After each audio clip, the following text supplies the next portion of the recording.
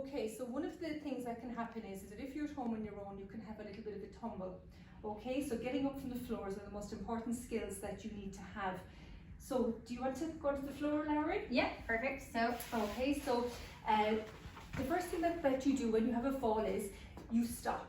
You stay where you are and you don't try to get up. The instinct that everybody has is, I must get up as soon as I can, or if you're with somebody, what you tend to do is you tend to pull on them and try and get them up off the floor. The problem is you can pull on something that's hurt, or you can hurt more limbs by pulling on them. So, Lowry, before we get you up off the floor, I'm just going to have a little check. How are you feeling? I'm feeling okay. Yeah.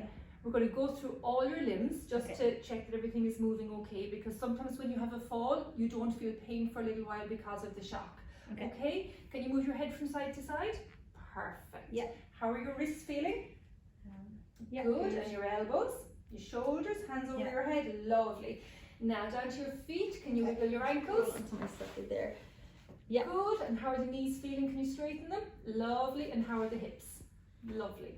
Yeah. Larry, we're going to get you up off the floor, but we're going to do it in little steps, and we're going to take a break at every step, okay? Yeah. So the first thing that I want you to do is, if you can roll over onto your hands and knees. Okay. That's it. Yeah, getting the knees under you and onto the hands, and then you can take a nice break at the stage if you're tired, okay? Yeah. So now what I want you to do is move yourself over to the chair if you can. Good. And putting your two hands up on the chair. Now, in this position, you can take a rest again. Now, you've got your body up off the floor, so even if you can't go anymore, at least you're up off the coals, and you can rest in that position. Now, this is the hardest bit of the whole exercise, okay? So what I want you to try and do is see if you can bring your left knee forward so that your left foot comes on the floor. Now, if you've arthritis or a sore hip, this can be quite hard. And then using the arms of the chair, try and pull yourself up. Good. And you can rest at every stage. Yeah, and turning yourself around. Lovely.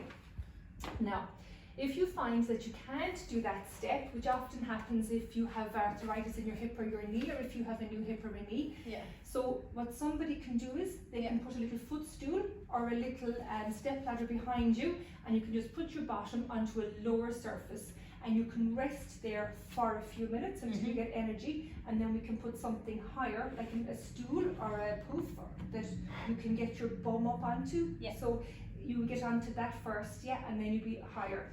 If I was going to help you to get up, what I wouldn't do is I wouldn't pull on your arms.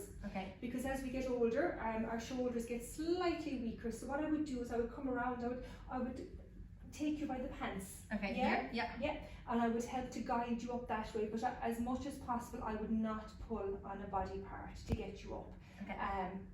But it's all about just from behind, potentially. From behind, lifting up from here. And so I would be forward. reaching my hands across at the same time as somebody will be pulling from here to get the bottom. That's it. Onto And the stay chair. nice and close. Okay.